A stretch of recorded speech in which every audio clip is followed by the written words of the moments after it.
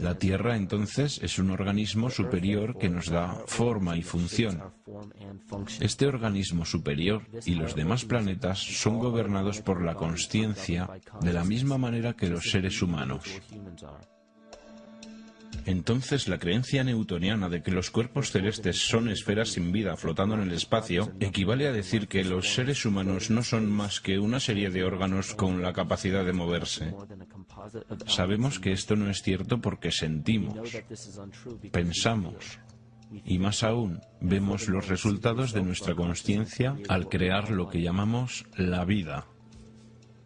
Platón escribió: este mundo es de hecho un ser vivo dotado con alma e inteligencia, una entidad viva particular que contiene todas las otras entidades vivas, las cuales por su propia naturaleza están relacionadas directamente.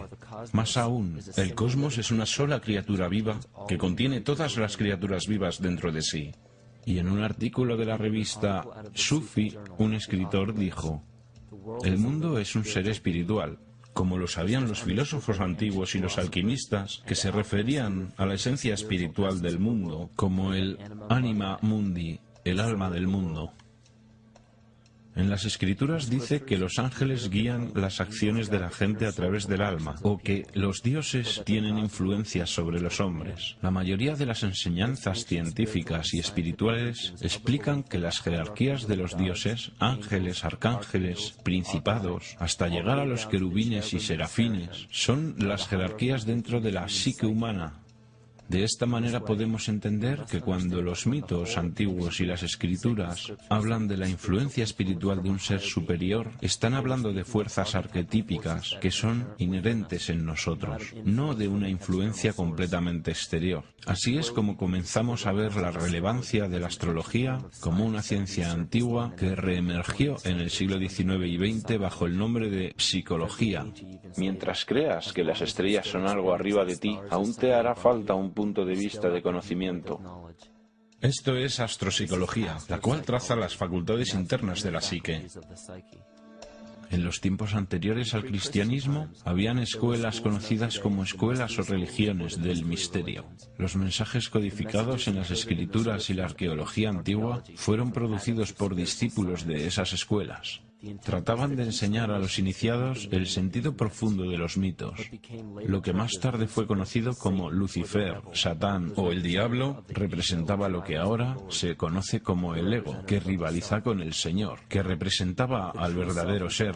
Es el epicentro de toda la entidad individual, es la suma total de todo lo que somos. El ego falso, por otra parte, es la idea que creamos de nosotros mismos a lo largo de la vida, la cual usualmente excluye cualquier aspecto que rechazamos de nosotros mismos. Sin embargo, la humanidad ha sido dotada con la libertad para elegir entre escoger el verdadero ser o rendirse a la tentación de la vanidad, el materialismo y el falso ser o ego. Esto es lo más notable que separa al hombre del animal. Gracias a nuestra libertad para elegir, podemos elegir entre seguir nuestros conceptos e ideas o nuestros impulsos naturales, entre sostener la naturaleza o destruirla. Este libre albedrío caracteriza al organismo que llamamos humanidad. El cáncer comienza como un grupo de células dentro de una comunidad que fallan al tratar de comunicarse con la señal consciente del organismo. Estas células comienzan a crecer sin control y llegan a otras áreas del organismo. Esta misma enfermedad está presente en nuestro mundo actual. El cáncer de nuestro planeta es la dominación de nuestro falso ego y nuestro divorcio con la naturaleza.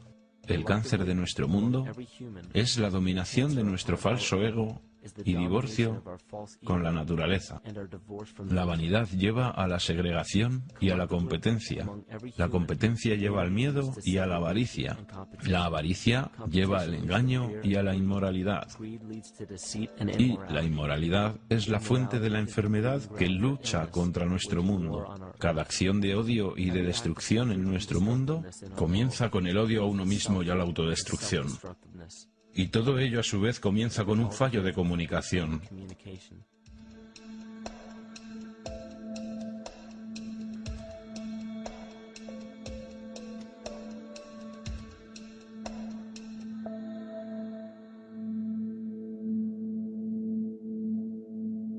El Logos.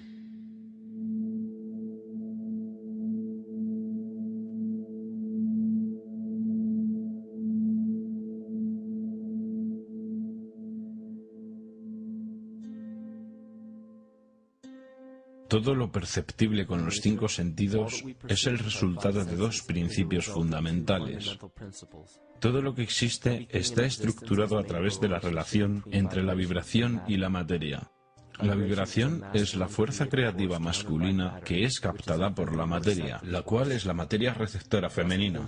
Así comienza el principio de la dualidad. Vemos esta dualidad en mitos y filosofías antiguas, pero las escrituras y filosofías que fueron pervertidas y profanadas en su sentido original nos dieron la impresión de que una polaridad era buena y la otra era mala. Los sabios originales, adeptos y chamanes enseñaban que ambas eran necesarias.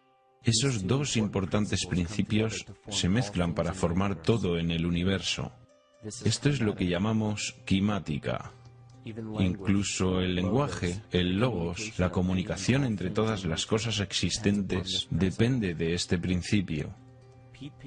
Pete Peterson, en su obra Cimática, la ciencia del futuro, dijo que la naturaleza nos muestra ejemplos de la quimática en todo. Este fenómeno es una de las fuerzas primordiales que mueve la evolución biológica a lo largo de su camino.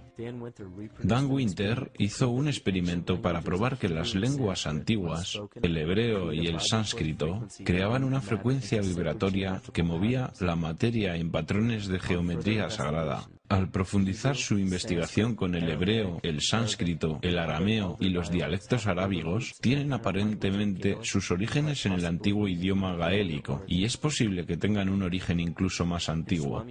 En la obra de Swami Murugesu, la ciencia del mantra, declaró que una persona mientras pronunciaba una palabra específica en sánscrito mientras encendía la llama de una vela, la intensidad y el color de la llama cambiarían, dada la frecuencia que la palabra emitía. Esta ciencia también ha demostrado que se puede subir y bajar la presión sanguínea, y en sus propias palabras, ciertos sonidos pueden afectar los sistemas circulatorio y nervioso. Cualquier cambio que tales vibraciones causen se extiende a la mente de la persona y también la temperatura alrededor, causando calidez o frescura. Esta redescubierta ciencia del sonido muestra que el sonido es más que solo ondas vibratorias. El sonido no solo interactúa con la vida, sino que la sostiene y la desarrolla. Actúa como un conducto para la intención consciente entre las personas, las sociedades y civilizaciones enteras. La enfermedad psíquica que padecemos se origina en el dominio de nuestro falso ego y se refleja en el colectivo.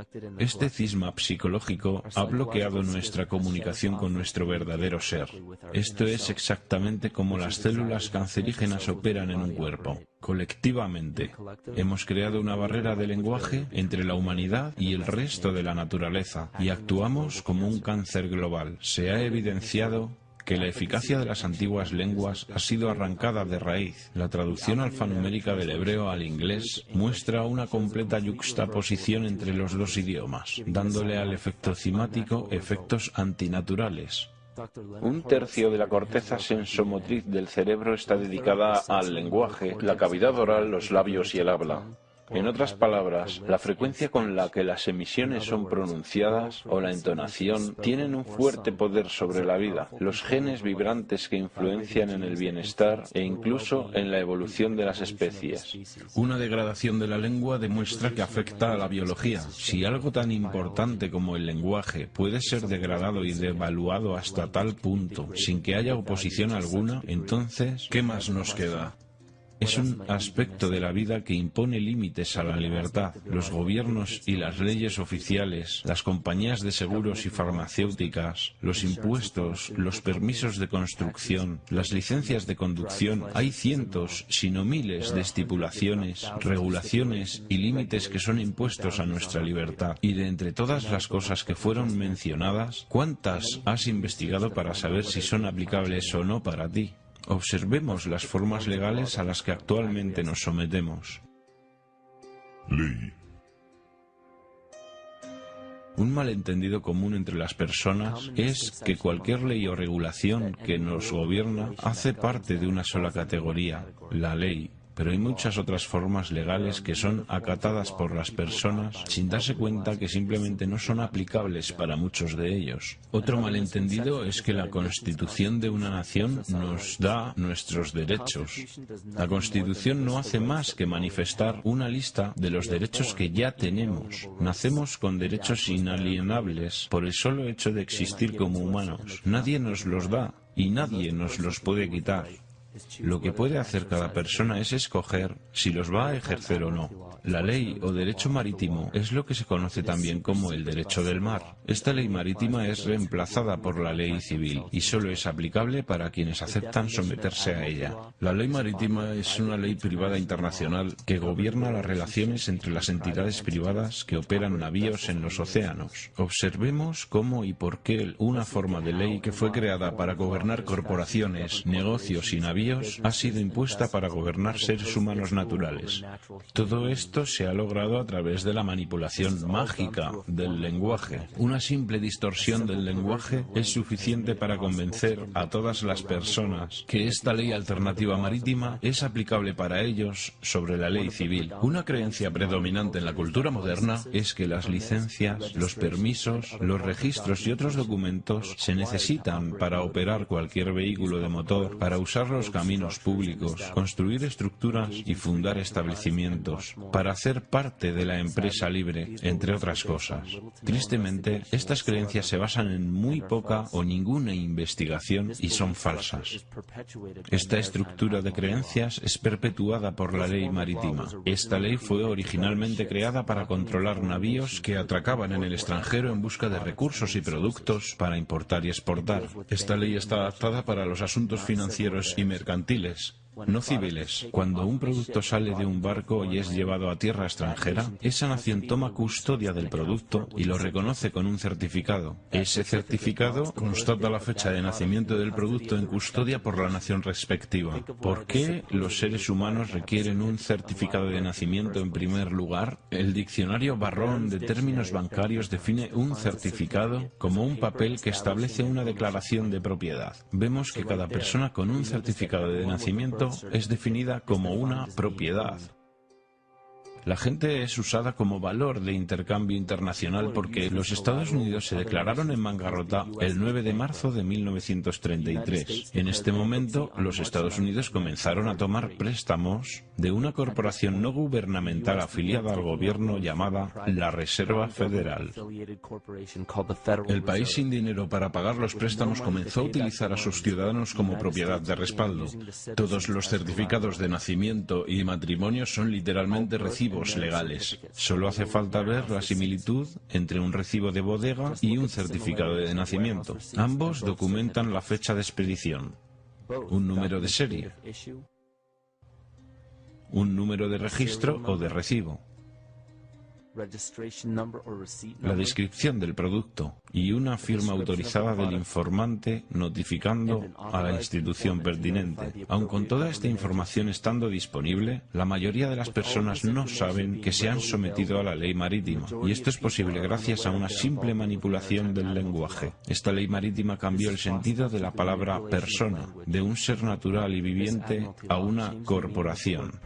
Las licencias de conducir, registros de vehículos, impuestos, formas de seguros, permisos de construcción, permisos de armas, de trabajo, documentos de impuestos, certificados de nacimiento y defunción, multas de tráfico y muchas otras formas de documentación que una vez se creyó que eran absolutamente necesarias, solo son aplicables a las personas, es decir, a las corporaciones. Cuando se firma cualquiera de estos documentos legales, se están cediendo indirectamente los derechos de nacimiento citados en la Constitución y la persona se rebaja al estatus de una corporación que se crea con el mismo nombre que la persona natural.